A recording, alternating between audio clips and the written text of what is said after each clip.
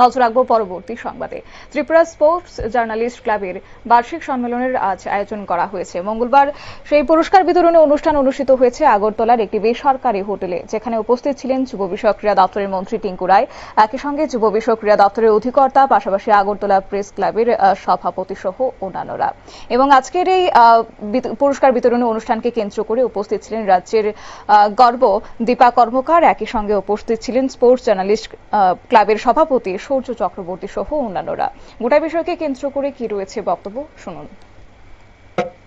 অনেকগুলো হয়েছে দাদা, আমরা একটা নতুন স্টেডিয়াম বানাচ্ছি শান্তির বাজারে, প্রায় 10 কোটি টাকা। সেখানে ঘাসের মাঠ তৈরি হয়েছে। তার পার্শ্ববর্তী এলাকা জোলাইবাড়িতে, সেখানে একটা মিনি গ্যালারি ঘাসের মাঠ তৈরি হচ্ছে।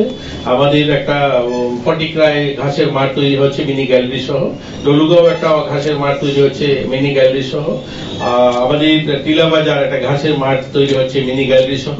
তো প্রায় 20খানা মাঠ, আমি সবগুলো নাম নিলাম না, 20খানা মাঠ আমরা ঘাসের মাঠও তৈরি করছি, যেগুলোতে মিনি গ্যালারি থাকবে এবং ঘাসের মাঠ তৈরি হবে।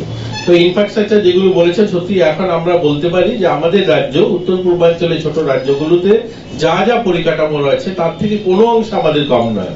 আমরা ইতিমধ্যে দুটো আরো ইনডোর হল স্যাংশন দিয়েছি, একটা কৈলাসহর, একটা উদয়পুরে ইনডোর হল হবে। ধর্মনগর একটা আন্ডার কনস্ট্রাকশন রয়েছে, সেটা কাজ হচ্ছে। সুইমিং পুল আমাদের এখানে যেটা রয়েছে বাদারঘাটে, এরকমই আমরা পালিশাগুলো সুইমিং পুল আমরা তৈরি করেছি। তো অতএব আমাদের রাজ্যে পরিকাঠামোগত ভাবে আপনারা কয়েকদিন আগেই দেখেছেন, আমরা একটা সিনথেটিক অ্যাথলেটিক ট্র্যাক আগরতলাতে বাদারঘাটে আমরা ইনোগ্রেশন করলাম, বা হকি মাঠ বা ফুটবল মাঠ, সেখানে একসঙ্গেই অনেকগুলো পরিকাঠামো আমরা উন্নয়ন করেছি। পাশাপাশি যদি দেখুন, এই সরকারি সদিচ্ছা বা খেলার প্রতি যে একটা আগ্রহ, সেটা বিভিন্ন এই সমস্ত নির্মাণ কার্যের মধ্যে কিন্তু সেটা দেখা দেবে।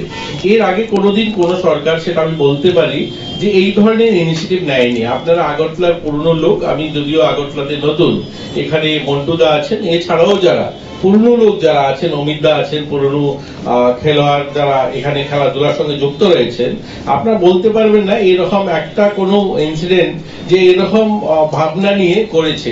যেমন দেখুন, আমরা এবার যখন মাঠ তৈরি করলাম, অ্যাথলেটিক ট্র্যাক যেটা তৈরি হলো, এটা আমরা দেবভক্তি জমাতিয়ার নামে সেটা উৎসর্গিত। আপনারা শুনলেন যুব বিষয়ক ও ক্রীড়া দপ্তরের মন্ত্রী টিঙ্কু রায়ের বক্তব্য। অবশ্য আজ ত্রিপুরা স্পোর্টস জার্নালিস্ট ক্লাবের উদ্যোগে এই বার্ষিক পুরস্কার বিতরণী অনুষ্ঠানের আয়োজন করা হয়েছে আজ আগরতলার একটি বেসরকারি হোটেলে। এবং আগামী দিনে এই ক্ষেত্রে পরিকাঠামোগত উন্নয়ন সহ পাশাপাশি রাজ্যের যারা যুবরা রয়েছে, যুবক যুবতীরা রয়েছে, তাদের খেলাধুলার প্রতি আগ্রহ বাড়াতে একটি বিশেষ বার্তা রাখলেন আজ মন্ত্রী টিঙ্কু রায়। নিয়ে নিচ্ছে ছোট্ট একটি বিজ্ঞাপন বিরতির, সঙ্গে থাকুন।